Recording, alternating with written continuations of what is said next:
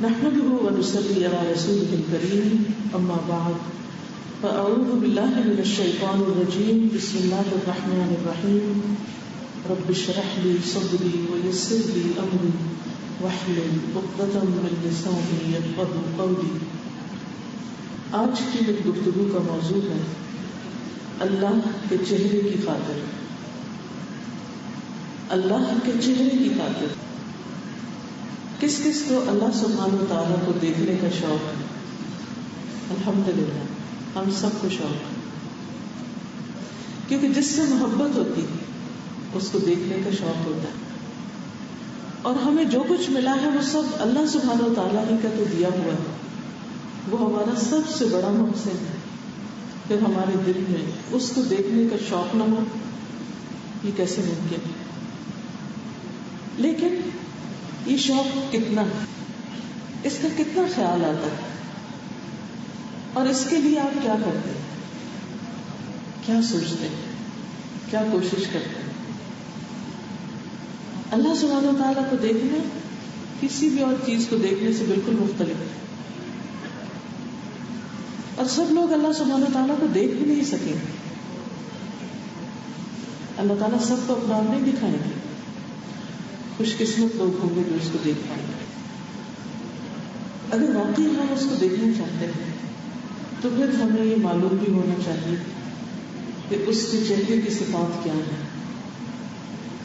اس نے اپنے چہرے کے بارے میں ہمیں کیا بتایا ہے؟ حدیث میں آتا ہے رسول اللہ صلی اللہ علیہ وسلم نے کھڑے ہو کر ہم سے 5 باتیں کہی. نمبر 1، اللہ تعالیٰ سوتا نہیں اور نہ ہی سونا اس کی شان ہے. آیت الکرسی میں بھی آتا ہے نا، لا تأخذہ سنۃ ولا نوم. دوسری بات، اللہ تعالیٰ میزان اعمال کو جھکاتا اور بلند کرتا ہے. یعنی ہمارا اعمال نامہ جو ہے جس میں تولا جائے گا میزان، اس کو جھکاتا بھی ہے اٹھاتا بھی ہے. نمبر 3، اس کی طرف رات کا عمل دن کے عمل سے پہلے اور دن کا عمل رات کے عمل سے پہلے بلند کیا جاتا ہے. یعنی آج سارے دن میں جو کچھ ہم نے کیا ہے وہ رات سے پہلے اللہ تعالیٰ کے سامنے چلا جائے گا، بلندگیری پیش کیا جاتا ہے. اور جو کچھ ہم رات کو کرتے ہیں وہ صبح کے آنے سے پہلے پیش کر دیا جائے گا. کبھی ہم نے سوچا کہ ہم اپنے دن اور رات میں کیا کرتے ہیں، اور خاص طور پر رات کی تنہائیوں میں کیا کرتے ہیں، اپنے موبائلز کے ساتھ کیا کرتے ہیں، اسکرین پر کیا دیکھتے ہیں. اور کسی بھی وقت جب کوئی اور نہیں ہوتا تو ہم کیا کرتے ہیں اس وقت؟ امی نہیں دیکھ رہے، شوہر نہیں دیکھ رہے، بہن بھائی نہیں دیکھ رہے، تو اس وقت ہم کیا کر رہے ہوتے ہیں تنہائی میں، خلوت میں؟ کیا اس وقت ہمیں یہ یقین ہوتا ہے کہ ہمارا رب ہمیں دیکھ رہا ہے، اس لیے ہم اس سے بھی زیادہ اچھے کام کریں جو ہم لوگوں کے سامنے کرتے ہیں، لوگوں کو دکھانے کے لیے کرتے ہیں، لوگوں کو خوش کرنے کے لیے کرتے ہیں؟ کیونکہ ہمارے اعمال اللہ تعالیٰ کے سامنے پیش کیے جاتے ہیں.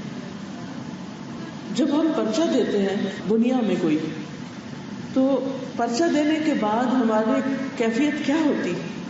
جب ہم پرچہ اپنا ہینڈ اوور کر رہے ہوتے ہیں ایگزامینر کو، تو اس وقت ہماری کیفیت کیا ہوتی؟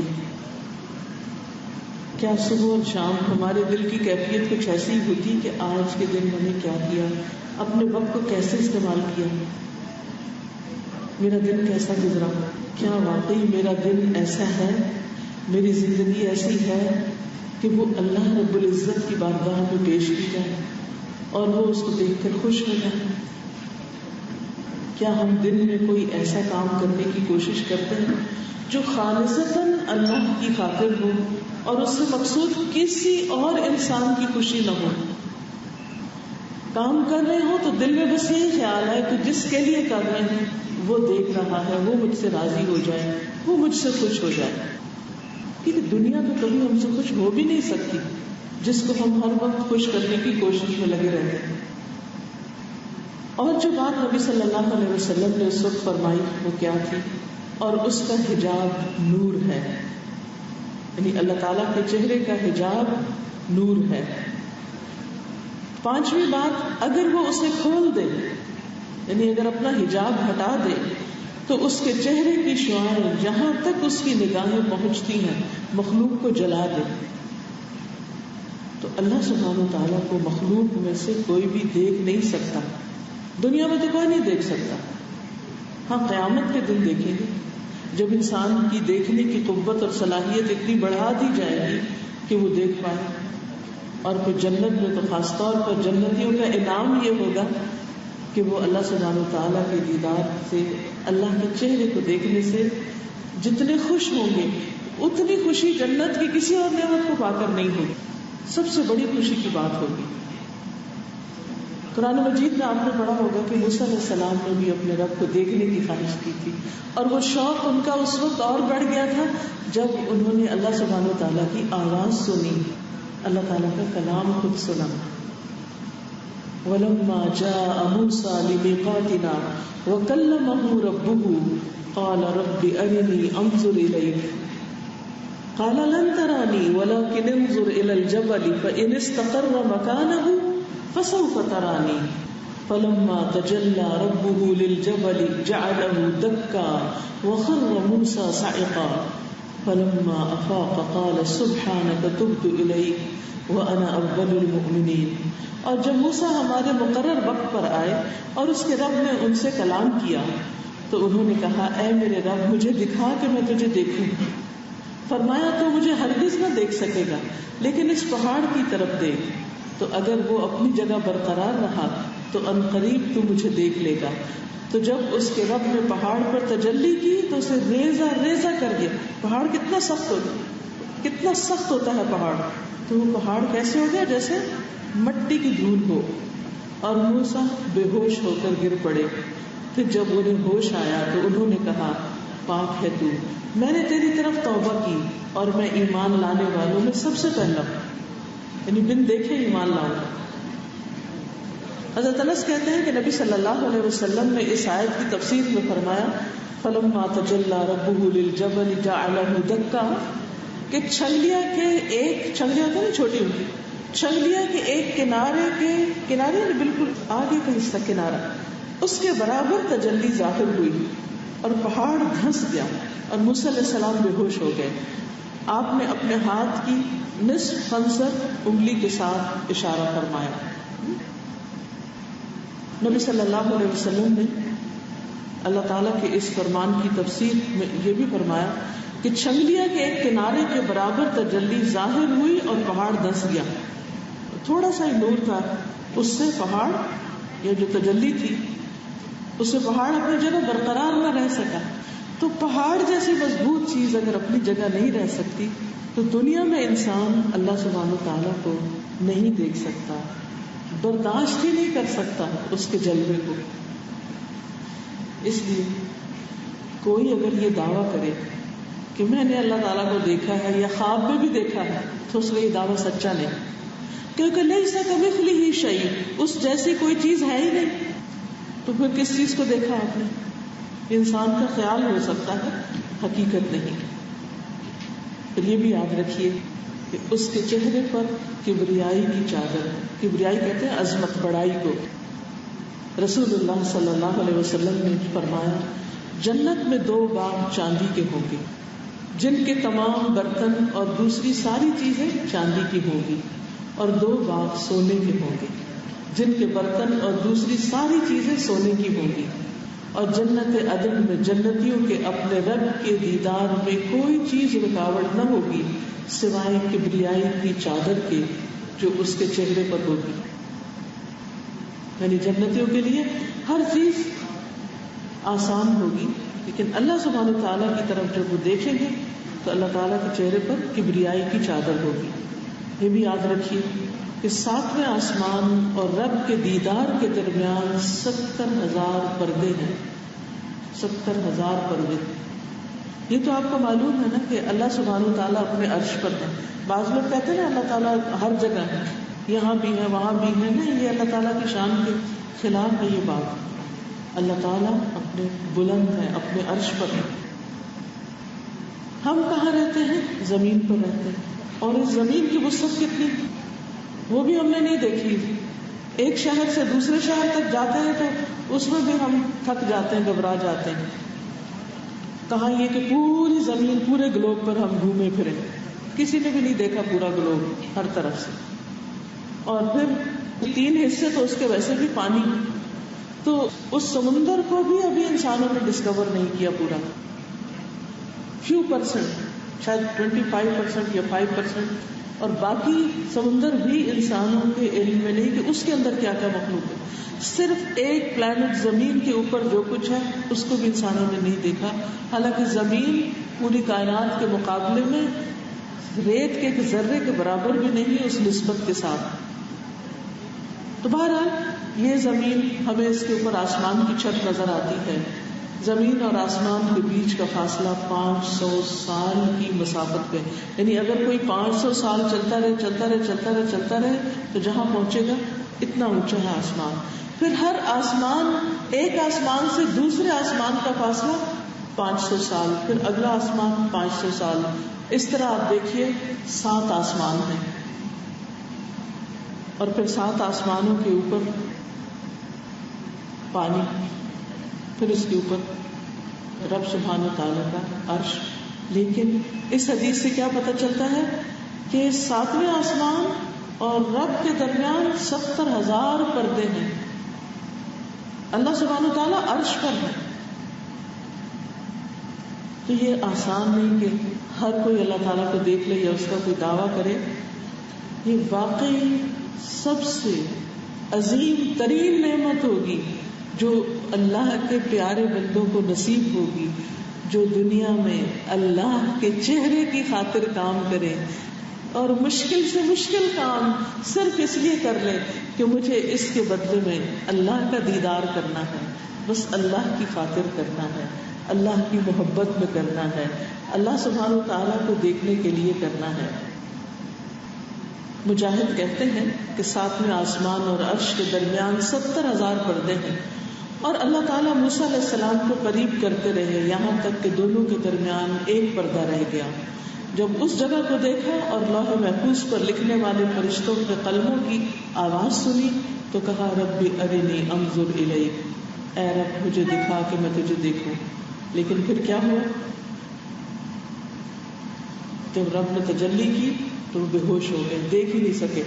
اور یہ کسی معمولی انسان کی بات نہیں ہے, یہ موسیٰ علیہ السلام کی بات ہے جو بہت قوی البدن اور مضبوط جسم کے انسان تھے, صبر و استقامت والے اور بہت حوصلے والے انسان تھے. بنی اسرائیل کے ساتھ ان کا واسطہ تھا اور وہ ان کی باتوں کو سہتے تھے. بہرحال اللہ سبحانہ و تعالیٰ کا دیدار کسی پیغمبر نے بھی نہیں کیا.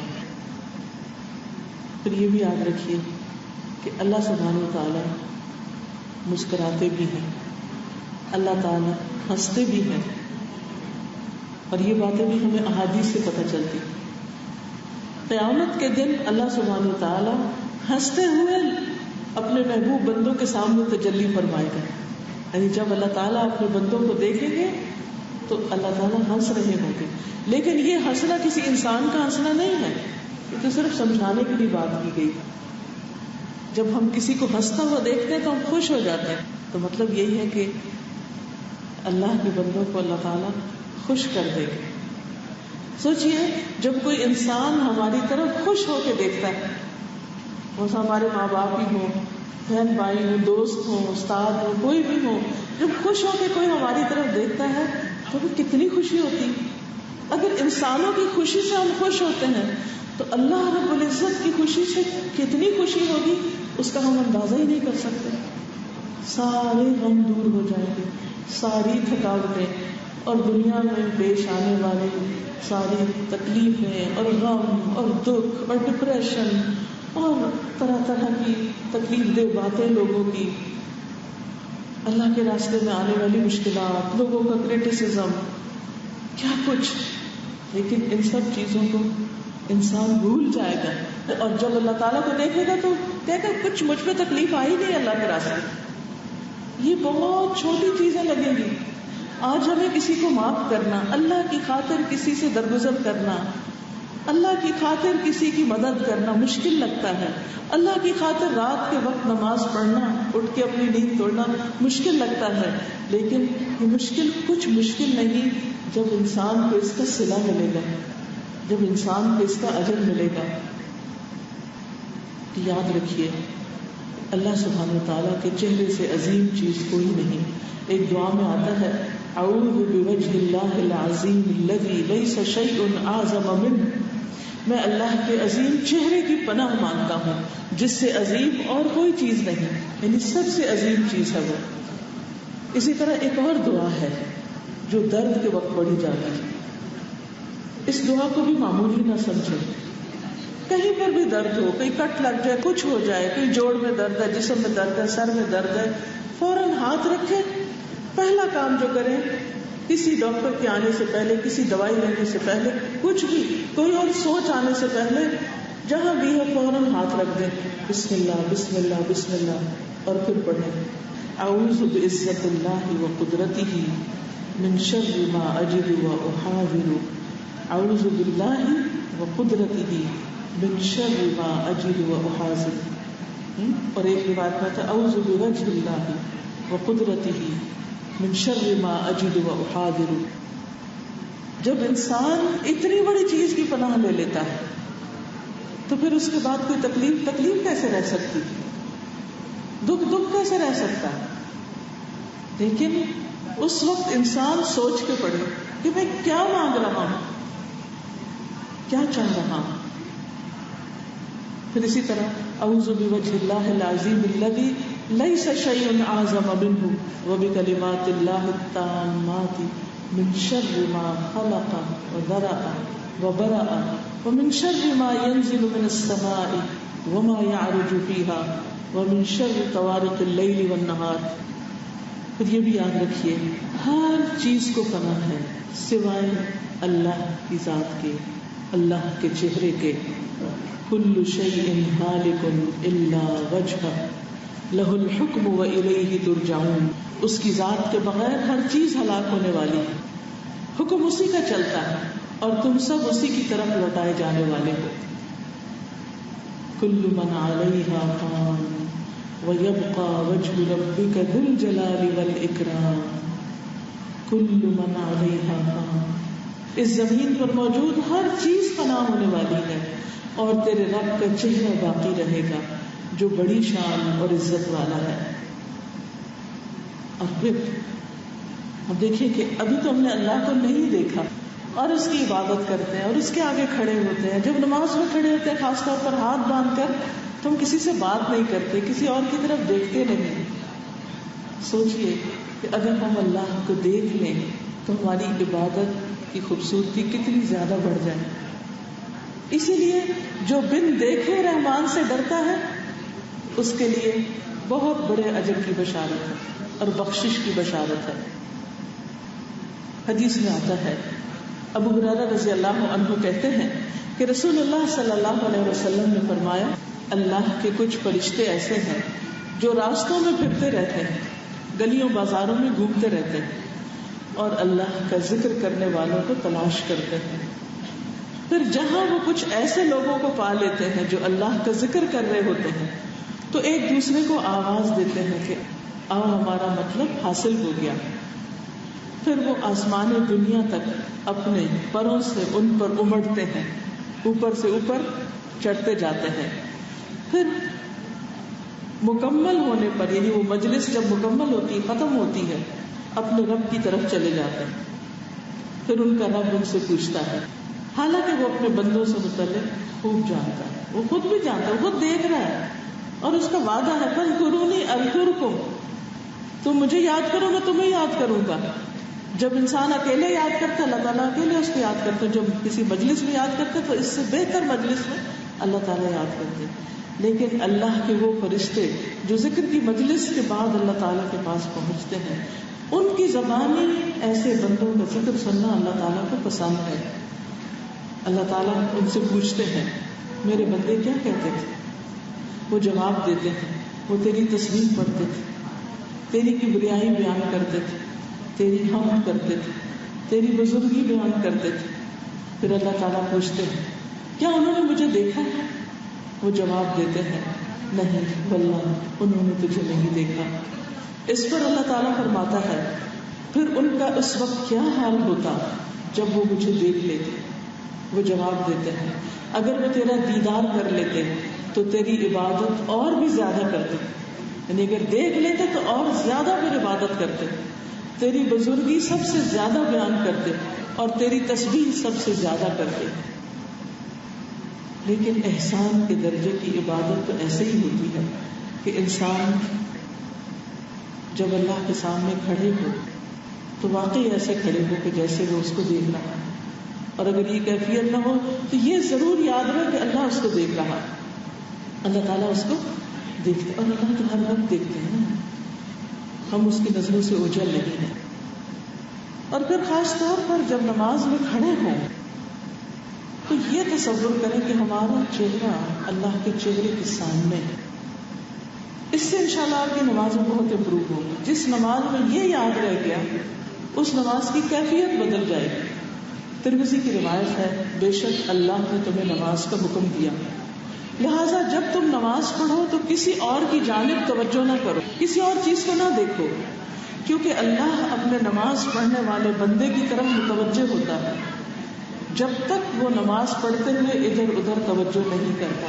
تو اللہ تعالیٰ بندے کی طرف متوجہ ہوتا ہے جب تک بندہ اس کی طرف متوجہ ہوتا ہے. اور عربی کے الفاظ جو ہیں وہ اتنے خوبصورت ہیں اس حدیث کے، فَإِنَّ اللَّهَ يَنصِبُ وَجْهَهُ لِوَجْهِ عَبْدِهِ. ان اللہ بے شک اللہ تعالیٰ ينصب نصب کر دیتا وجهه اپنے چہرے کو لوجهه اس بندے کے چہرے کی طرف، بھرپور توجہ دیتے ہیں اس کی طرف. کیا نمازوں میں ہم نے کبھی سوچا کہ ہم کس کے آگے کھڑے ہیں؟ شیطان ہمارا دشمن ہر لمحہ ہمیں بلوا دیتا ہے کہ ہم اللہ رب العزت کے سامنے کھڑے ہیں. اگر واقعی ہمیں یہ احساس ہو جائے تو ہماری نمازوں کی کوالٹی کتنی اچھی ہو جائے. اکثر لوگ مجھ سے سوال کرتے ہیں کہ نماز میں خشوع و خضوع کیسے آئے. ایک ہی جواب، اپنے آپ کو یہ یقین دہانی کرائیں کہ اللہ کے سامنے کریں. جتنا اس بات کا احساس گہرا ہوگا کہ آپ اللہ کے سامنے ہیں اتنی ہی نماز اچھی ہو جائے گی. جب ہمیں یہ بھول جاتا ہے نا کہ ہم اللہ کے سامنے کھڑے ہیں تو ہمیں پھر یہ بھی بھول جاتا ہے کہ ہم پڑھ کیا رہے ہیں، وہ کتنی رکعتیں پڑھے یہ بھی بھول جاتا ہے. ہم دیکھیے ہم بعض اوقات انسانوں کی توجہ حاصل کرنے کے لیے کہ بچہ ہوتا نا کہ ماں میری طرف دیکھے، متوجہ ہو، مجھے سب سے زیادہ محبت دے، مجھے امپورٹنس دے، تو بعض اوقات الٹی سیدھی حرکتیں شروع کرتے ہیں. اور کچھ بچے تو بہت ہی اٹینشن سیکر ہوتے ہیں، لیکن ہماری یہ اٹینشن حاصل کرنے کی جو خواہش ہے صرف بندوں سے. ہم کب چاہتے ہیں اور کتنا چاہتے ہیں کہ ہم اللہ سبحانہ وتعالیٰ کی طرف اتنے متوجہ ہوں کہ اللہ تعالیٰ ہماری طرف بھی بھرپور طریقے سے متوجہ ہو جائے. پھر آپ دیکھیے کہ جو لوگ اپنے رب کو دیکھیں گے ان کے چہرے بہت تر و تازہ ہوں گے. قیامت کے دن وجوہ یومئذ ناظرہ الی ربہا ناظرہ، کچھ چہرے اس دن تر و تازہ ہوں گے، خوش ہوں گے، فریش ہوں گے. کس لیے؟ الی ربہا ناظرہ، اپنے رب کی طرف دیکھ رہے ہوں گے. نہ صرف یہ کہ انسان کے لیے ایک بہت بڑی خوشی کی بات ہے، بلکہ یہ خوشی صرف اس کے دل تک نہیں رہے گی، یہ خوشی اس کے چہرے سے بھی عیاں ہوگی. بالکل ایسے ہی ہوتا ہے نا کہ دنیا میں بھی جب آپ کسی ایسی چیز کو دیکھتے ہیں جس کو دیکھ کے آپ خوش ہو رہے ہیں تو آپ کے چہرے سے وہ خوشی ٹپکنے لگتی. عام لوگوں کا تو پتہ ہی کیا حال ہے کہ نبی صلی اللہ علیہ وسلم کے بارے میں یہ آتا ہے کہ جب آپ خوش ہوتے تھے تو آپ کا چہرہ 14ویں رات کے چاند کی طرح چمکنے لگتا تھا، اتنا خوبصورت ہو جاتا تھا. کیونکہ خوشی سے ایک معمولی شکل و صورت کا انسان بھی بڑا خوبصورت لگنے لگتا ہے. اور انتہائی خوبصورت انسان بھی جب منہ بنا کے بات کرتا ہے، مسکراتا نہیں ہے، ووڈن فیس کے ساتھ لوگوں سے معاملہ کرتا ہے، جیسے لکڑی کا کوئی بت ہو تو وہ دوسروں کو بھی تکلیف دیتا ہے اور وہ انسان خود بھی بدنما لگنے لگتا ہے. انسان کا حسن اس کی مسکراہٹ ہے. اور یہ اللہ نے سب کو دے رکھی ہے لیکن ہم اس کو بھی خرچ نہیں کرتے. پھر اسی طرح آپ دیکھیے کہ جب انسان اللہ تعالیٰ کو دیکھے گا تو اللہ تعالیٰ کو دیکھنے میں کوئی چیز حائل نہ ہوگی، صاف صاف انسان دیکھ پائے گا. اور خاص طور پر جب اللہ تعالیٰ اپنے مقرب بندوں کو، انبیاء کو، صدیقین کو، شہداء کو ہر جمعے کے دن اپنا دیدار کروائیں گے تو ان لوگوں کا حسن اور بڑھ جائے گا.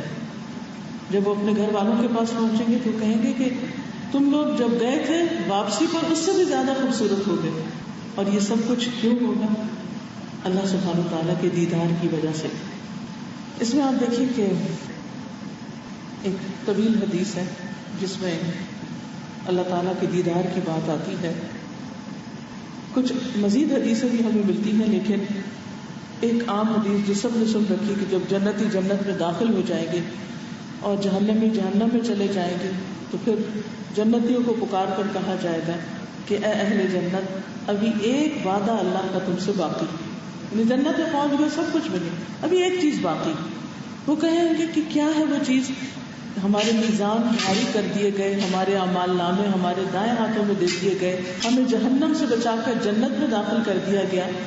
اس کے جواب میں حجاب اٹھا دیا جائے گا اور اللہ تعالیٰ ان کے لیے تجلی فرمائے گا. جب لوگ اللہ کو دیکھیں گے تو باقی ساری نعمتیں بھول جائیں گے، انہیں اس سے زیادہ پیاری کوئی اور چیز نہیں ہوگی، سب سے زیادہ محبوب یہی چیز ہوگی. لیکن سوچئے کہ کیا واقعی ہمیں اب اللہ کو دیکھنے کا اتنا ہی شوق ہے؟ کیا اب بھی وہ ہماری سب سے زیادہ محبوب چیز ہے، سب سے بڑی تمنا اور سب سے بڑی خواہش؟ کتنے لوگ ہیں اگر آپ ان سے پوچھیں کہ آپ کی سب سے بڑی خواہش کیا ہے، سب سے بڑی تمنا کیا ہے، تو وہ کیا جواب دیں گے؟ کوئی آخرت کی بات کریں گے، کوئی جنت کی بات کریں گے، اللہ کے دیدار کی بات کریں گے؟ نہیں، اس لیے کہ سوچتے نہیں ہے نا، وہ ہم نے اپنے دل پہ لی نہیں وہ بات، تو پھر یہ بات کریں گے کیوں؟ بہرحال وہ کیا منظر ہوگا، وہ کون سا دن ہوگا، وہ کون سی جگہ ہوگی جہاں اللہ سبحانہ وتعالیٰ اپنے محبوب بندوں کو جمع کرے گی. حدیث میں آتا ہے، انس بن مالک کہتے ہیں کہ رسول اللہ صلی اللہ علیہ وسلم فرماتے ہیں کہ میرے پاس جبریل علیہ السلام آئے، ان کے ہاتھ میں سفید شیشہ تھا، سفید شیشہ جس پر ایک سیاہ نقطہ اور دھبا تھا. میں نے کہا اے جبریل یہ کیا ہے؟ انہوں نے کہا یہ جمعہ کا دن ہے. میں نے کہا کہ یہ اس میں سیاہ دھبا کیا ہے، سیاہ ڈاٹ کیا ہے؟ انہوں نے کہا یہ وہ گھڑی ہے جب قیامت آئے گی، کیونکہ جمعے کے دن قیامت آئے گی اور جمعہ کا دن ہمارے دنوں میں سب سے افضل دن ہے، دنوں کا سردار ہے جمعہ کا دن، اور اسے ہم قیامت کے دن یوم المزید کے نام سے پکاریں گے. یہ کس نے کہا؟ جبریل علیہ السلام نے نبی صلی اللہ علیہ وسلم کو بتایا. تو نبی صلی اللہ علیہ وسلم نے فرمایا تم اسے یوم المزید کے نام سے کیوں پکارو گے؟ انہوں نے فرمایا آپ کے رب نے جنت میں ایک وادی بنائی ہے، وادی کہتے ہیں ویلی کو، ایک وادی بنائی ہے جو سفید مسک سے بھی زیادہ خوشبودار ہے، وائٹ مسک سے زیادہ خوشبودار ہے. بس جب جمعہ کا دن ہوگا، یعنی جنت میں جب جمعہ کا دن ہوا کرے گا تو اللہ تعالیٰ اعلیٰ علیین سے اپنی کرسی پر نزول فرمائیں گے. پھر کرسی کے ارد گرد نور کے منبر ہوں گے جو نہایت عالی شان ہوں گے. ہم امیجن کرتے جائیں، نبی آئیں گے یہاں تک کہ اس پر بیٹھ جائیں گے، اس پر نور کے ممبروں پر. پھر اللہ تعالیٰ ممبروں کے ارد گرد سونے کی کرسیاں ڈالیں گے. صدیق اور شہداء آئیں گے یہاں تک کہ وہ ان پر بیٹھ جائیں گے. پھر دوسرے اہل جنت آئیں گے یہاں تک کہ وہ ٹیلوں پر بیٹھ جائیں گے. ٹھیک ہے، یعنی ہر ایک کے درجے میں مقام ہے. کچھ لوگ صوفے میں بیٹھے ہوئے، کچھ کرسیوں میں بیٹھے ہوئے، کچھ کہیں اور بیٹھے ہوئے ہیں، تو ہر ایک کا ایک مقام اور ایک جگہ ہے.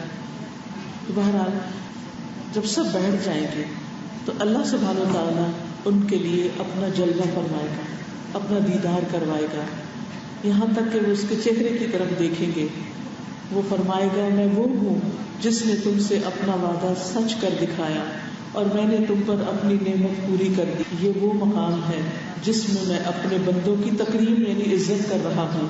سو تم مجھ سے مانگ لو. چنانچہ وہ سوال کریں گے کہ اے اللہ تو ہم سے راضی ہو جا. اس لیے کہ دنیا میں بھی مومن کی سب سے بڑی تمنا اور خواہش کیا ہوتی ہے کہ ہمارا رب ہم سے راضی ہو جائے, اللہ ہم سے راضی ہو جائے. ان کو اس چیز کی فکر لگی رہتی ہے, بھڑکا لگا رہتا ہے کہ کہیں وہ ناراض نہ ہو. اللہ تعالیٰ فرمائے گا میں راضی ہوں, تو اسی وجہ سے میری رضا نے تمہیں میرے گھر میں اتارا ہے, اسی وجہ سے تو یہاں آ کے بیٹھے ہو کہ میں راضی ہوں اور تمہیں عزت دی ہے. میں راضی ہوں, تم مجھ سے کچھ اور مانگ لو. چنانچہ وہ اس سے مانگیں گے حتیٰ کہ ان کی خواہش ختم ہو جائے گی, کچھ اور مانگنے کو ہوگا ہی نہیں. یہی وجہ ہے کہ انسان کی خواہش صرف جنت میں جا کے پوری ہو سکتی, دنیا میں نہیں ہو سکتی. دنیا میں انسان راضی نہیں ہو سکتا. تو وہ اس وقت ان کے لیے وہ کچھ کھولے گا جسے کسی آنکھ نے نہیں دیکھا, کسی کان نے نہیں سنا, کسی انسان کے دل پر ایسا گزر نہیں ہوا. اور یہ اتنے وقت میں ہوگا جتنا وقت میں جمعہ کے دن لوگ واپس آتے ہیں. پھر اللہ تعالیٰ اپنی کرسی پر تشریف رکھیں گے اور اس کے ساتھ شہداء اور صدیق بھی چڑھیں گے. بالا خانوں والے اپنے بالا خانوں میں واپس چلے جائیں گے. وہ سفید موتی کے ہوں گے, یعنی ان کے اوپر والے گھر سفید موتی کے ہوں گے جن میں کوئی دراڑ اور کوئی عیب نہیں ہوگا. اب سوچئے کہ 1 پیس ہاؤس جس میں کوئی پیچ نہیں, کوئی جوڑ نہیں, کوئی دراڑ نہیں, کوئی کٹ نہیں, کچھ نہیں. اور نبی صلی اللہ علیہ وسلم نے بھی بتایا کہ جو اونچے درجے والے لوگ ہوں گے ان کا گھر ایسے نظر آئے گا جیسے تمہیں زمین سے وہ مارننگ سٹار نظر آتا ہے.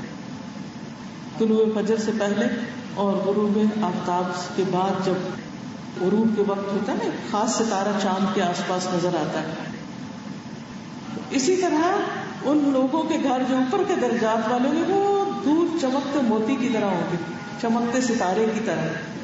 تو ایسے لوگوں کے گھر کیسے ہوں گے؟ موتی جیسے, اور اس کے اندر کوئی دراڑ نہیں. ایک اور حدیث سے پتہ چلتا ہے خولدار موتی, یعنی اندر سے خالی ہوگا لیکن اوپر سے اتنا چمکدار ہوگا. یا پھر سرخ یاقوت کے گھر ہوں گے یا سبز زبرجد کے گھر ہوں گے, ان میں سے ہی اس کے بالا خانے اور کمرے اور دروازے ہوں گے. اس میں نہریں جاری ہوں گی اندر ہی, اس میں اس کے پھل اور میوے جھکے ہوئے ہوں گے, لٹک رہے ہوں گے. اس میں ان کی بیویاں اور خدمت گزار ہوں گے.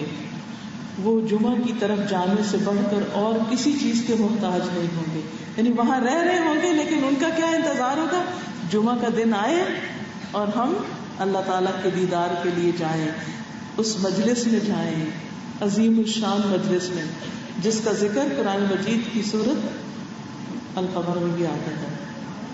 ان المتقین فی جنات و نہر فی مقعد صدق عند ملیک مقتدر. ان المتقین بے شک متقی لوگ فی جنات باغوں میں ہوں گے, و نہر اور نہروں میں, فی مقعد صدق سچی عزت کی جگہ پر, سچائی کے مقام پر, اس عظیم الشان اقتدار والے بادشاہ کے پاس. وہاں ان کو بیٹھنے کا موقع ملے گا, اس مجلس میں شریک ہوں گے.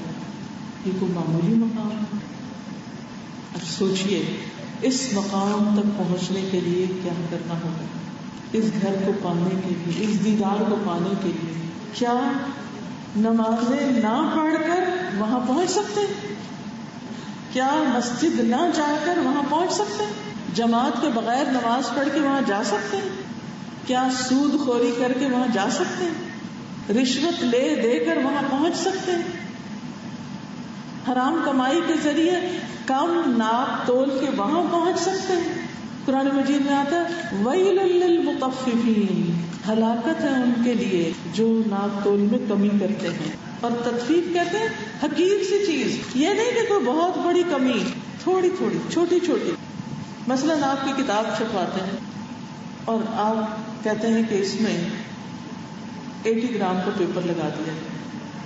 وہ 80 گرام کا پیپر لگانے کے بجائے اس سے گھٹیا پیپر لگاتے ہیں. اور بتاتے ہی ہیں کہ یہ پاکستانی 80 گرام اور فلانا چائنیز اور باتوں سے راضی کر کے گھٹیا چیز دے کے کلائنٹ کو راضی کر دی. اور بعض اوقات کپڑا بننے میں دھاگا فرق کر دیتے ہیں. دکھانے کی چیز اور ہوتی ہے, بنانے کی اور ہوتی ہے.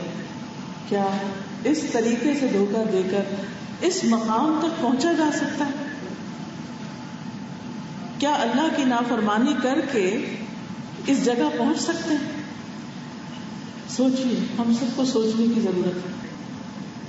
جھوٹ بول کے وہاں پہنچ سکتے ہیں, دھوکہ دے کے وہاں پہنچ سکتے ہیں, دوسروں کی عزتوں سے کھیل کے وہاں پہنچ سکتے ہیں, غیبت چغلی کر کے وہاں پہنچ سکتے ہیں.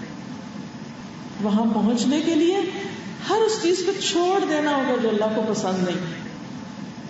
وہ معمولی مقام نہیں. آج دنیا میں اگر کوئی ہمیں کہے کہ چلو آپ کا نام سلیکٹ ہو گیا ہے, آپ پرائم منسٹر آف پاکستان سے چل کے ملے یا پریزیڈنٹ سے چل کے ملے مثلا, یا آپ کو وائٹ ہاؤس میں انویٹیشن ہے وہاں چلے, آپ ہر ایک کو بتاتے پھریں گے مجھے انویٹیشن آیا وہاں سے, اور اگر وہاں پہنچ جائیں تو خوشی کا کیا ٹھکانا ہوگا. یہ تو دنیا ہے حقیر, جس کی اگر کوئی وقت ہوتی تو اللہ سبحانہ وتعالیٰ کسی کافر و مشرک کو مچھر کے پر کے برابر بھی یہ دنیا نہ دیتا, لیکن چونکہ اس کی کوئی ویلیو نہیں, اس لیے اس نے دنیا دے رکھی ہے بہت سو کو. ان کو بھی دے رکھی ہے جو اس کو نہیں مانتے, ان کو بھی دے رکھی ہے جو اس کی نافرمانیاں کرتے ہیں, اور ان کو بھی دی ہے جو اس کی فرما برداری کرتے ہیں. ہم سب کو اپنے لیے دیکھنا ہم کیا کرنا ہے. سوچئے, کیا زکوٰۃ نہ دے کے ہم وہاں پہنچ سکتے ہیں؟ روزے نہ رکھ کے وہاں پہنچ سکتے ہیں؟ کوئی بھی غلط کام سوچ لیجیے, حجاب نہ کر کے وہاں پہنچ سکتے ہیں؟ وہاں پہنچنے کے لیے ضروری ہے, بیسک ریکوائرمنٹ ہے کہ اللہ کو راضی کر کے پہنچے, اللہ کی پسند کے کام کر کے پہنچے, جس کام کے لیے اللہ نے دنیا میں بھیجا وہ کر کے پہنچے. بہرحال وہاں پر انہیں عزت بخشی جائے گی, مزید کرامتیں حاصل کریں گے, اس میں مزید اللہ تبارک و تعالیٰ کا دیدار حاصل کریں گے.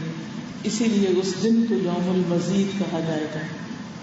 یعنی ہر جمعہ پہلے سے زیادہ خوبصورت, پہلے سے زیادہ خوبصورت, ہمیشہ ہمیشہ کی زندگی, اور وہ حسن بڑھتا چلا جائے گا, بڑھتا چلا جائے گا. جیسے جہنمیوں کی سزا بڑھتی چلی جائے گی, فذوقوا فلن نزیدکم الا عذابا, چکھو ہم تمہیں عذاب کے علاوہ کسی چیز میں زیادتی نہیں کریں گے, اضافہ نہیں کریں گے, عذاب بڑھے گا. اسی طرح جنتیوں کے جنت کا حسن بڑھتا چلا جائے گا. اسی لیے تو کوئی جنت میں بور ہی نہیں ہوگا. لا یبغون عنہا حولا, وہاں سے کوئی ہٹنا ہی نہیں چاہے گا, ٹلنا ہی نہیں چاہے گا, کہیں جانا ہی نہیں چاہے گا. لوگ کہتے ہیں اچھا ہمیشہ رہنا گا, پھر بور نہیں ہو جائے. جنت کے ایک ایک خوشے کے اندر, ایک پھل کے اندر, ایک ایک چیز کے اندر 70,000 قسم کے کھانے ہوں گے, اور ہر کھانے کا رنگ فرق ہوگا. اتنی ورائٹی, یعنی ہمیشہ جیتے جیتے نئی سے نئی نعمتیں استعمال کرتے جائیں گے, اور آپ کا دل نہیں بھرے گا, دل بھرے گا ہی نہیں. آپ دیکھیے دنیا میں مثلا جس دل میں امنگیں ہوتی ہیں, ابھی مجھے یہ بھی کرنا ہے, یہ بھی کرنا ہے, یہ بھی کرنا ہے, یہ بھی کرنا ہے, اور ایسا انسان کتنی انرجی کے ساتھ بھاگ رہا ہوتا ہے, یہ بھی کر, وہ بھی کر, یہ نیکی بھی ہو جائے, وہ نیکی بھی ہو جائے, اور ایسے میں اچانک اس کی موت آ جائے تو اس کا حال کیا ہوگا کہ ابھی تو مجھے بہت کچھ کرنا تھا. خاص طور پر جوانی میں جن کی موت ہوتی ہے, اسی لیے بہت تکلیف دہ ہوتی ہے کہ ابھی تو اس نے جوانی کی بہاریں نہیں دیکھی تھی, ابھی تو اس نے دنیا میں کچھ دیکھا ہی نہیں تھا, ابھی تو شادی بھی نہیں ہوئی تھی, ابھی تو بچے بھی نہیں ہوتے, ابھی تو یہ بھی نہیں ہوا, ابھی تو یہ بھی نہیں ہوا, اور چلا گیا. تو آخرت ہے نا, اس کے لیے تیاری کرے نا. تو وہ نعمتیں کم ہونا تو دور کی بات, ان میں اضافہ ہوتا چلا جائے گا. اور یوم المزید کو خاص طور پر مزید نعمتیں انسان کو ملے گی. لیکن اللہ کے چہرے کو پانے کے لیے, دیکھنے کے لیے, اس دیدار کے لیے, اس مقام کے لیے کچھ کرنے کی ضرورت ہے. سب سے پہلا کام اپنا چہرہ اپنا آپ اللہ کے سپرد کر دیں, اللہ کے آگے جھک جائیں, نماز کے لیے بلا ہوا ہے جھک جائیں, کسی دکھی کی پکار آئے اللہ کی خاطر چل پڑے, نیکی کا کوئی موقع آئے جھک جائیں. ابراہیم علیہ السلام نے کیا کہا, اذ قال له ربه اسلم قال اسلمت لرب العالمین. اور اسلام ہے بھی اسی چیز کا نام. نبی صلی اللہ علیہ وسلم نے فرمایا, مسلم احمد کی روایت ہے, الاسلام ان تسلم وجهك للہ, اسلام یہ ہے کہ تم اپنے چہرے کو اللہ کے سپرد کر دو کہ اللہ میرا سب کچھ آپ کے لیے. انی وجہت وجہی للذی فطر السماوات والارض حنیفا وما انا من المشرکین. بے شک میں نے اپنا چہرہ اس کی طرف متوجہ کر لیا جس نے آسمانوں اور زمین کو پیدا کیا, اور یکسو ہو کر, یعنی ایک اللہ کی طرف یکسو ہو کر, اور میں مشرکوں میں سے نہیں ہوں. ہمیں اپنا دل, اپنا چہرہ, اپنی نگاہ, اپنا سب کچھ اللہ کی مرضی کے تابع کرنا ہوگا. ومن احسن دینا ممن اسلم وجهه للہ وهو محسن واتبع ملة ابراہیم حنیفا واتخذ اللہ ابراہیم خلیلا. اور اس شخص سے بہتر دین کس کا ہو سکتا ہے جس نے اللہ کے سامنے اپنا سر تسلیم خم کر دیا, اپنا چہرہ اللہ کے آگے جھکا دیا ہو, یعنی اپنے آپ کو اللہ کی مرضی کے تابع کر لیا ہو, اور وہ احسان کرنے والا بھی ہو, اور یکسو ہونے والے ابراہیم علیہ السلام کے طریقے کی پیروی کر رہا ہو. اور وہ ابراہیم جسے اللہ نے اپنا مخلص دوست بنا لیا. یعنی جب کوئی اللہ کے لیے جھکتا ہے تو پھر وہی ابراہیم علیہ السلام کے طریقے پر ہوتا ہے. حقیقت یہ ہے کہ جو شخص اپنا آپ اللہ کے حوالے کر دیتا ہے پھر اس کے لیے کوئی خوف اور غم نہیں رہتا. بلا من اسلم وجهه للہ وهو محسن فلہ اجرہ عند ربہ ولا خوف علیہم ولا هم يحزنون. کیوں نہیں, جس نے اپنا چہرہ اللہ کے تابع کر لیا اور وہ نیکی کرنے والا ہو تو اس کے لیے اس کا اجر اس کے رب کے پاس ہے. نہ ان پر کوئی خوف ہے اور نہ وہ غمگین ہوں گے, کوئی غم بھی نہیں آئے گا ان کو. دنیا میں بھی جو شخص اللہ پہ توکل کر لیتا ہے, بھروسہ کر لیتا ہے, اپنے معاملات اللہ کے سپرد کر دیتا ہے, اللہ سے مدد مانگتا ہے, ہر چھوٹی بڑی تکلیف میں اللہ ہی کی طرف رخ کرتا ہے, اس سے محبت کرتا ہے, اپنے دل کو اللہ کے لیے خالص کر لیتا ہے, اللہ کی طرف متوجہ ہوتا ہے, اواب بن جاتا ہے, منیب بن جاتا ہے, تو پھر اللہ تعالیٰ اس کے سارے ہم و غم دور کر دیتا ہے, اس کی ساری فکروں کا ذمہ لے لیتا ہے, اس کے کام آسان کر دیتا ہے. اور اگر انسان اللہ کو بھلا کر دنیا کے پیچھے بھاگتا ہے, دنیا کے طرف اپنا چہرہ رکھتا ہے, تو پھر اللہ تعالیٰ اس کو دنیا کے حوالے کر دیتا ہے, جو چاہے اس کے ساتھ جیسا سلوک کرے, اور اللہ اس کو دنیا میں ہی تھکا دیتا ہے. اور اتنا تھکنے کے باوجود فقر کا خوف اس سے نہیں جاتا, اس کی دو آنکھوں کے سامنے کر دیتا ہے کہ وہ ہر وقت محتاجی کا شکار رہتا ہے.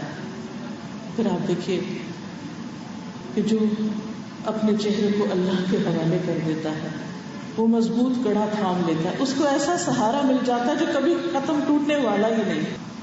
وَمَن يُسْلِمْ وَجْهَهُ إِلَى اللَّهِ وَهُوَ مُحْسِنٌ فَقَدِ اسْتَمْسَكَ بِالْعُرْوَةِ الْوُثْقَىٰ لَا انفصام لَهَا. اور جو شخص اپنا چہرہ اللہ کے سپرد کر دے اور وہ محسن ہو تو یقیناً اس نے مضبوط کڑے کو اچھی طرح پکڑ لیا, اور سب کاموں کا انجام تو اللہ ہی کی طرف ہے. اور اس کا مطلب کیا ہے؟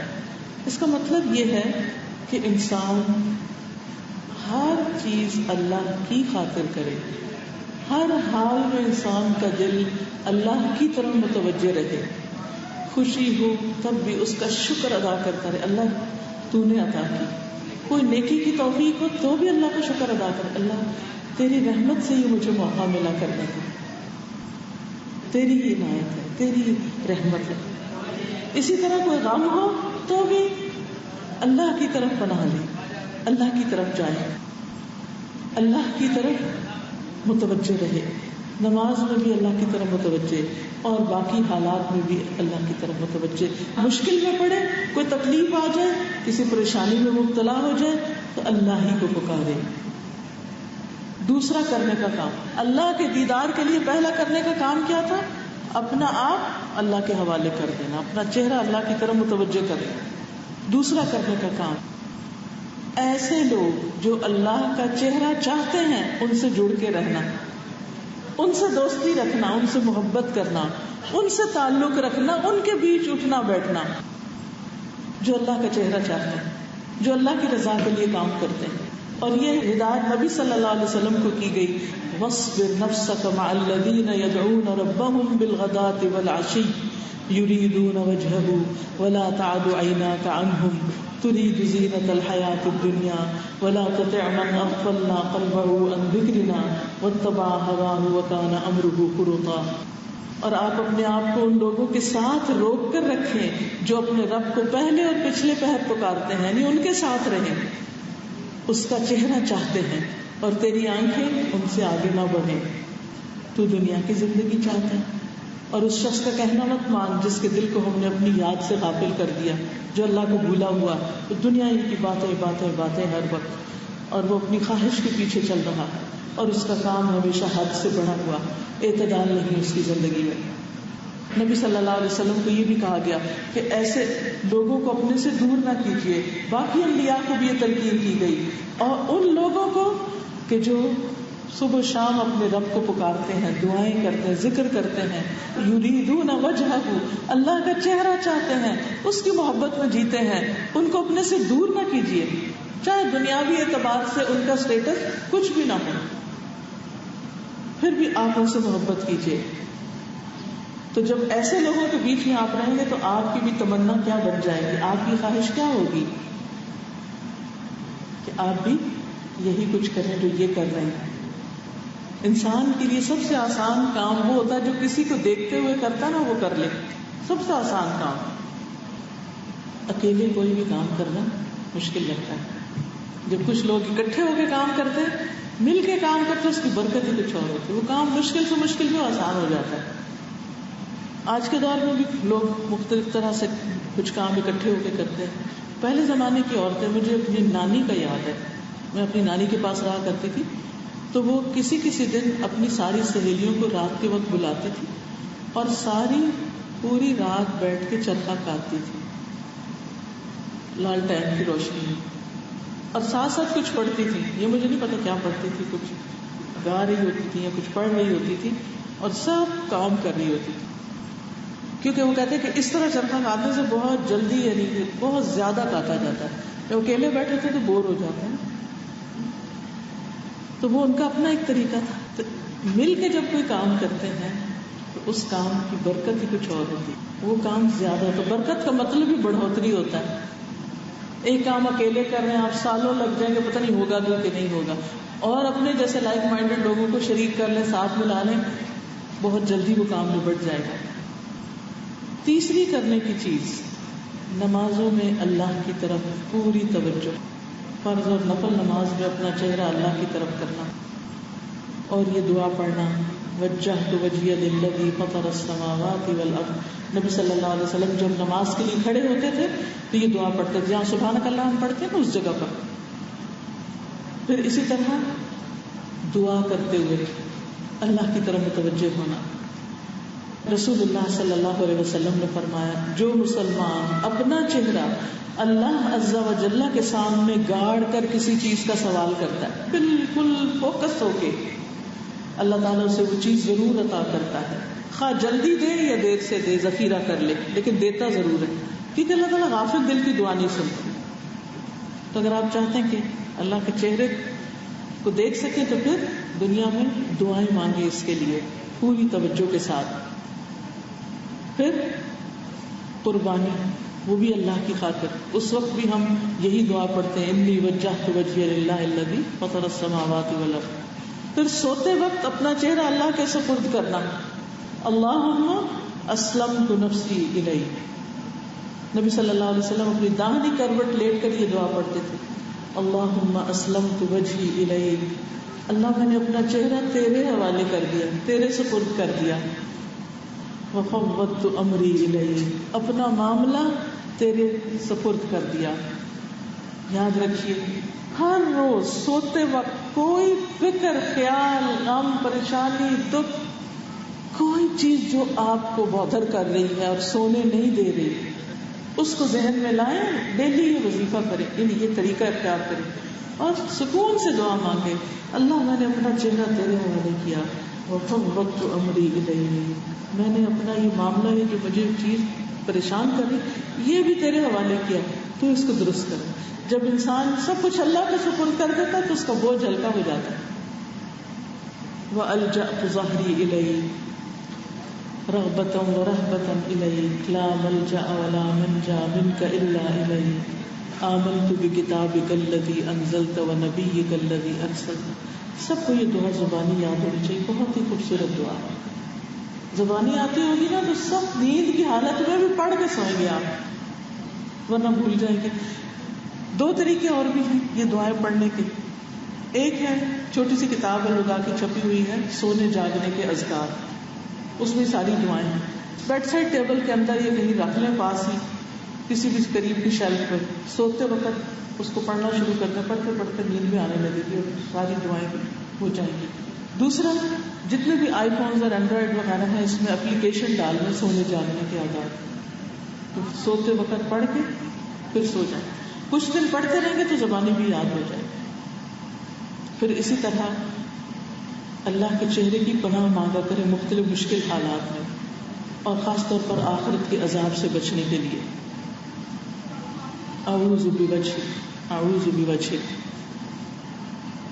پھر عبادات کے بعد باقی جتنے کام ہیں وہ سب بھی اللہ کا چہرہ چاہنے کے لیے کریں، کیونکہ اللہ تعالیٰ صرف وہی عمل قبول کرتا ہے جو خالص اللہ کی رضا کے لیے ہو، اور اس کے کرنے سے خالص اسی کی رضا مقصود ہو، اسی کے چہرے کا دیدار مطلوب ہو. اب یاد ہے وہ کہانی جو اکثر ماں باپ اپنے بچوں کو سناتے ہیں، میں نے بھی بچپن میں سنی تھی، میں بڑے ہو کے حدیث میں بھی پڑھی. 3 لوگ جنگل میں جا رہے تھے، اتنے میں بارش شروع ہو گئی تو وہ کہاں چلے گئے؟ غار میں. پھر کیا ہوا؟ اوپر سے پتھر آ گیا، لینڈ سلائڈنگ ہوئی اور غار کا دروازہ بند ہو گیا. اب ان کی موت یقینی ہو گئی، کیونکہ تینوں نے زور لگایا کہ پتھر ہل گیا، پتھر نہ ہلا. اب ان کے دل میں خیال آیا کہ اللہ سے دعا کرتے ہیں نیک عمل کے وسیلے سے. تو ایک نے اپنے والدین کو دودھ پلانے، رات کے وقت خدمت کرنے کی جو نیک عمل تھا اس کو وسیلہ بنایا اور کہا اللہم ان کنت تعلم انی فعلت ذلک ابتغاء وجہک فافرج عنا فرجۃ نری منها السماء. اے اللہ اگر تیرے نزدیک میں نے یہ کام ہی اپنے بوڑھے ماں باپ کو رات کے وقت ان کے لیے دودھ لے کے کھڑا رہتا تھا ان کی خدمت میں کہ ان کی آنکھ کھلے تو ان کو دودھ پلاؤں، کیونکہ جنگل سے آتے ہوئے دیر ہو جاتی تھی، میرے آنے سے پہلے وہ سو جاتے تھے. اگر میں نے یہ کام صرف تیرا چہرہ چاہنے کے لیے کیا تھا تو اس چٹان کو اتنا ہٹا دے کہ ہم آسمان تو دیکھ لیں. خود اندھیرا تھا اندر، لاک ہو گیا اندر. دوسرے شخص نے اپنے ایک اور عمل کا وسیلہ بنایا، اور وہ کیا تھا کہ مجھے اپنی چچا کی لڑکی سے محبت تھی اور پھر اس کو میں نے برے کام کے لیے بلایا. جب وہ قریب آئی تو رونے لگی، کہنے لگی اللہ کا تقوی اختیار کرو، تو میں نے اس کو چھوڑ دیا. تو اس پر اس نے کہا اللہ اگر میں نے یہ صرف تیرا چہرہ چاہنے کے لیے ایسا کام کیا تھا تو ہم سے اس پتھر کو ہٹا دے. تو وہ پتھر 2/3 ہٹ گیا. پھر تیسرا جو تھا اس نے کہا کہ میں نے ایک مزدور رکھا تھا لیکن وہ مزدوری لیے بغیر چلا گیا، تو میں نے اس کی مزدوری کو انویسٹ کر دیا. اور پھر جب وہ واپس آیا تو میں نے کہا یہ ہے تمہاری مزدوری. کو حیران ہو گیا کہ یہ کیسے؟ اللہ تعالیٰ اگر میں نے یہ کام صرف تیرا چہرہ چاہنے کے لیے کیا تھا تو اس پتھر کو ہم سے ہٹا دے. اس طرح وہ پورا غار کھل گیا اور وہ لوگ باہر آ گئے. اور یہ بخاری میں صحیح حدیث ہے یہ، اس لیے اس میں کوئی شک نہیں ہونا چاہیے. تو بہرحال جب انسان اللہ کے چہرے کے لیے کام کرتا ہے اللہ تعالیٰ اس کو قبول فرماتے ہیں، اس سے راضی ہوتے ہیں. ایسے نیک کاموں کی برکت دنیا میں بھی ہوتی ہے اور آخرت میں بھی اس کا فائدہ ہوگا. پھر اسی طرح سورۃ اللیل میں آتا ہے الذی یؤتی مالہ یتزکی وما لأحد عنده من نعمۃ تجزی الا ابتغاء وجہ ربہ الاعلی ولسوف یرضی، جو اپنا مال اس لیے دیتا ہے کہ پاک ہو جائے، حالانکہ اس کے ہاں کسی کا کوئی احسان نہیں کہ اس کا بدلہ دیا جائے، مگر وہ تو صرف اپنے رب کا چہرہ چاہنے کے لیے دیتا ہے جو سب سے بلند ہے، اور یقیناً عنقریب وہ راضی ہو جائے گا۔ یعنی جو اللہ کی رضا کے لیے اللہ کی محبت میں مال خرچ کرے گا، اللہ بھی اس سے راضی ہو جائے گا۔ اور پھر جو شخص ایسا کرتا ہے تو اللہ تعالیٰ اس کو دنیا میں بھی بلندی عطا کرتا ہے، اس کے نیک کاموں میں برکت دیتا ہے، اس کے گناہ جھڑتے رہتے ہیں۔ اور جو شخص اللہ کے چہرے کی خاطر ایک دن روزہ رکھتا ہے اور اسی پر اس کا اختتام ہوتا ہے کہ وہ جنت میں داخل ہوگا، تو نماز بھی اللہ کے چہرے کے لیے، زکوٰۃ بھی اللہ کے چہرے کے لیے، حج بھی اللہ کے لیے، اور روزہ بھی اللہ کے لیے۔ اللہ تعالیٰ فرماتے ہیں اور جو کوئی سودی قرض تم اس لیے دیتے ہو کہ لوگوں کے مالوں میں بڑھ جائے، وہ اللہ کے ہاں نہیں بڑھتا، اور جو کچھ تم زکوٰۃ سے دیتے ہو اور اللہ کے چہرے کا ارادہ کرتے ہو تو وہ لوگ کئی گنا بڑھا دیتے ہیں۔ لیکن آپ دیکھیے ہم یہ سارے کام کرتے رہتے ہیں، لیکن کبھی ہمارے اندر یہ خواہش کمی ہوتی کہ ہم اللہ کا چہرہ دیکھیں۔ تو اس نیت کو، اس خیال کو تازہ کرتے رہنے کی ضرورت ہے تاکہ نیک کام ہمارے لیے آسان ہو جائے۔ پھر اسی طرح وَيُطْعِمُونَ الطَّعَامَ عَلَى حُبِّهِ مِسْكِينًا وَيَتِيمًا وَأَسِيرًا، وہ لوگ کھانے کی محبت کے باوجود مسکین، یتیم، قیدی کو کھانا کھلا دیتے ہیں، خود کھانا چاہتے ہیں لیکن پھر بھی اوروں کو کھلا دیتے ہیں، اور کہتے ہیں انما نطعمکم لوجہ اللہ، ہم تمہیں اللہ کے چہرے کی خاطر کھلا رہے ہیں، لا نرید منکم جزاء ولا شکورا، ہم تم سے نہ کوئی جزا چاہتے ہیں اور نہ شکریہ چاہتے ہیں۔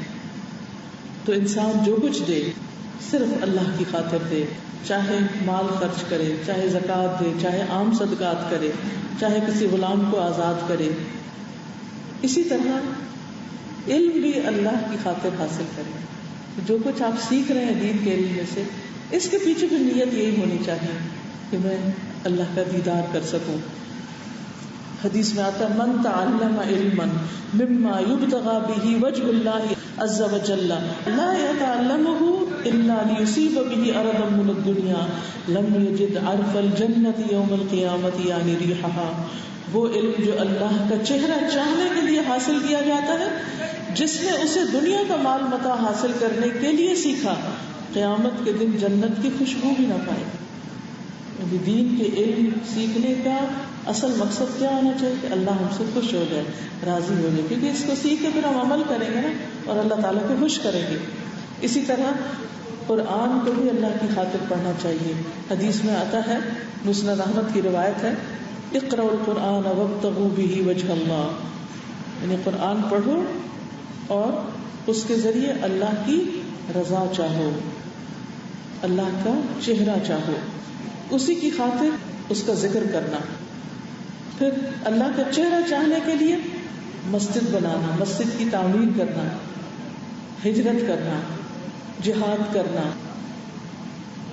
نظر ماننا۔ نظر وہی معتبر ہے جس میں اللہ کا چہرہ چاہا گیا ہو۔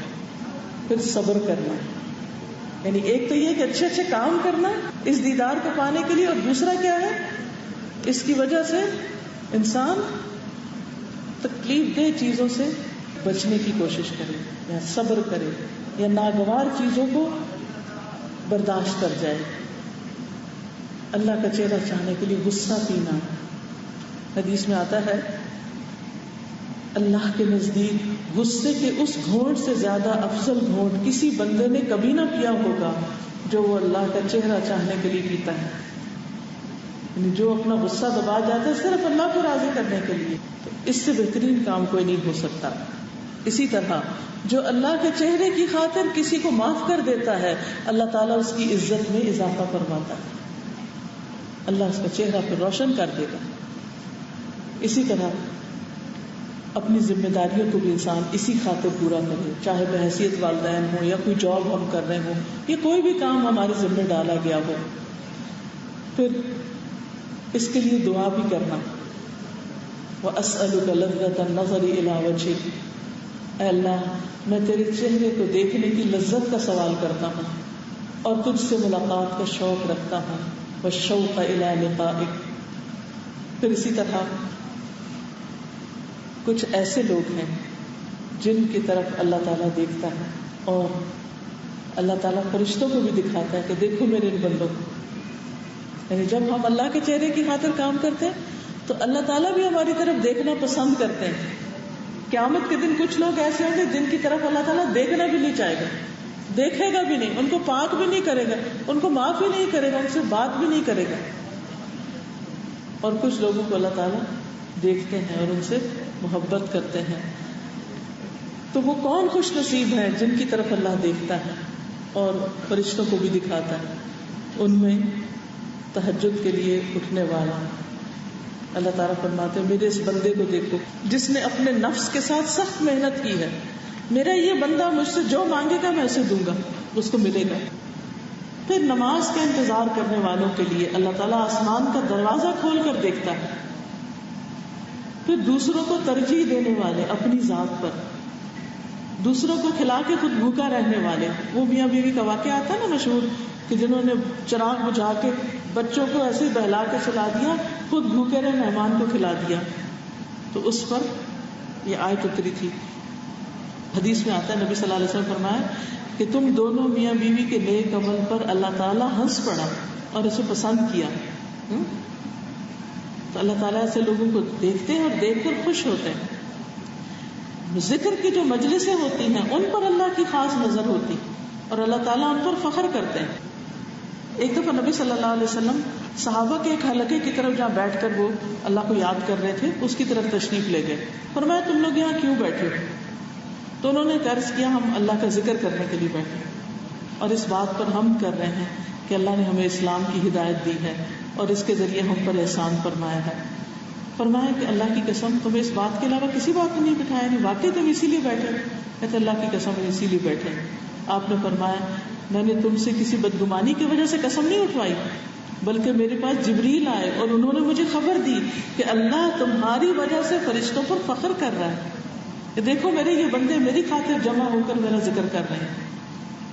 پھر اسی طرح عرفہ کے دن جو لوگ عرفات کے میدان میں ہوتے ہیں اللہ تعالیٰ انہیں خود بھی دیکھتے ہیں اور فرشتوں کو بھی دکھاتے ہیں کہ دیکھو ان میرے بندوں کو جو پراگندہ حال غبار آلود ہو کر آئے ہیں. اور اللہ تعالیٰ فرشتوں کے سامنے فخر کرتے ہیں کہ دیکھو میرے ان بندوں کو میری رحمت کی امید رکھتے ہیں اور میرے عذاب سے ڈرتے ہیں جبکہ انہوں نے مجھے دیکھا بھی نہیں. اگر دیکھ لیں تو ان کا حال کیا ہو. لیکن کچھ ایسے لوگ بھی ہیں جن کی طرف اللہ تعالیٰ دیکھیں گے نہیں، ان کو پاک نہیں کریں گے اور ان سے ناراض ہوں گے. ان میں نمبر 1 عہد توڑنے والا، وعدہ خلافی کرنے والا، صحیح نماز نہ پڑھنے والا. اللہ تعالیٰ اس بندے کی طرف دیکھتا بھی نہیں جس میں وہ رکوع اور سجود کے درمیان کمر سیدھی نہیں کرتا، یعنی رکوع پہ جا کے پورا اٹھتا نہیں کہ سجدے میں چلا جاتا ہے. ایسے بندے کو اللہ نہیں دیکھتے. پھر ناشکری بیوی جو شوہر کی شکر گزار نہ ہو. قیامت کے دن اللہ تعالیٰ ایسی عورت کی طرف نظر اٹھا کے بھی نہیں دیکھے گا جو اپنے شوہر کی شکر گزار نہیں ہوتی اور نہ اس سے بے نیاز ہوتی ہے. پھر بوڑھا زانی مرد اور زانی عورت قیامت کے دن اللہ تعالیٰ ان کی طرف بھی نہیں دیکھے گا. والدین کا نافرمان، والدین کا نافرمان، مردوں کی مشابہت اختیار کرنے والی عورتیں، مردوں کی طرح ڈریس اپ ہونا. اور دیوس وہ شخص ہوتا ہے خواہ کے ساتھ کہ جو اپنے گھر میں اپنی بیوی کو برا کام کرتے دیکھتا ہے، بے حیائی کرتے دیکھتا ہے اور اس کو منع نہیں کرتا. پھر اسی طرح جھوٹ بولنے والا، زائد پانی ڈوبنے والا، ٹخنوں سے نیچے کپڑے لٹکانے والا یعنی تکبر کی وجہ سے. مفلس متکبر یعنی غریب ہے لیکن تکبر کرتا ہے. ظلم سے دوسروں کی چیزیں ہتھیا لینے والا. اور اس میں آپ دیکھیے کہ ظلم سے جو دوسروں کی چیزیں ہتھیانا ہے اس کے بارے میں ایک اور حدیث بھی بہت سخت ہے کہ جو ایک بالشت بھر، صرف ایک گٹھ جس کو کہتے ہیں نا، ایک بالشت بھر کسی کی زمین پہ ناجائز قبضہ کرے گا، قیامت کے دن اللہ سبحانہ و تعالیٰ اس کی گردن میں 7 زمینوں کا توق ڈالیں گے. ناجائز قبضہ چاہے کسی یتیم کا ہو یا ویسے ہی کسی کی زمین پر اس کو کنفسکیٹ کر لینا، یہ بھی بہت بڑا جرم ہے. کہاں یہ کہ انسان ناحق ایسی جگہوں پر اپنے گھر بنا لے اور اپنی زمین اپنی دیواریں آگے بڑھا لے یا دوسرے کے ساتھ زیادتی کرے. ان سب چیزوں سے بچنے کی ضرورت ہے. اللہ سبحانہ و تعالی ہم سب پر اپنی رحمت فرمائے اور ہمیں واقعی اپنے چہرے کی طرف دیکھنا نصیب فرمائے اور اس کی لذت عطا کرے اور اپنی ملاقات کا شرف بخشے اور ہمیں اپنے پسندیدہ بندوں میں شامل کر لے اور ہمیں ہر گناہ چھوڑنے کی توفیق دے اور ہر نیکی کے کام کی طرف لپکنے کی توفیق دے. اللہ تعالیٰ آپ سب کا یہاں آنا، بیٹھنا، سننا قبول کرے اور جنہوں نے اس مجلس کا اہتمام کیا ہے انہیں بھی اس کی جزائے خیر عطا کرے اور آپ سب کے بچوں کو ہدایت عطا کرے، ان کی تکلیفوں اور بیماریوں کو، پریشانیوں کو دور فرمائے، انہیں آپ کی آنکھوں کی ٹھنڈک بنائے، انہیں متقین کا امام بنائے. اللہ تعالیٰ ہمارے دلوں کو ایمان سے بھر دے اور موت کے وقت ہمیں کلمہ نصیب ہو. اللہ تعالیٰ ہمیں جو علم ہم نے حاصل کیا اس پر عمل کرنا سکھا دے. ربنا تقبل منا انك انت السميع العليم وتب علينا انك انت التواب الرحيم وصلى الله تعالى على خير خلقه محمد وعلى آله واصحابه واهل بيته اجمعين برحمتك يا ارحم الراحمين. الہی آمین. سبحانك اللهم وبحمدك اشهد ان لا اله الا انت استغفرك واتوب الیک. السلام علیکم ورحمۃ اللہ وبرکاتہ.